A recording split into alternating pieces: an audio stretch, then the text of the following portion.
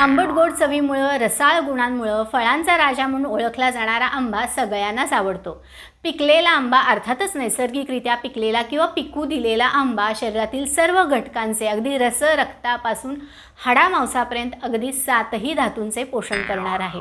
मधुर गुणानं शरीराची पुष्टी करणारा आणि शरीराला ताकद देणारा आंबा हृदय गुणाचा म्हणजे मनाला आनंद समाधान देणारा आहेच, शिवाय हृदयाला बल म्हणजे ताकद देणारा सुद्धा आहे. पोटाचे विशेषतः आपल्या आतड्यांचे आरोग्य चांगले ठेवण्यात आंबा मदत करतो. पूर्ण पिकलेला आंबा पोट साफ करणारा, शक्ती उत्साह वाढवणारा आणि अंगावर फॅट किंवा चरबी वाढवणारा आहे. त्यामुळे ज्यांचं वजन अवास्तव वाढलं आहे, स्थौल्य वाढलं आहे, अशांनी आंबा खाऊ नये.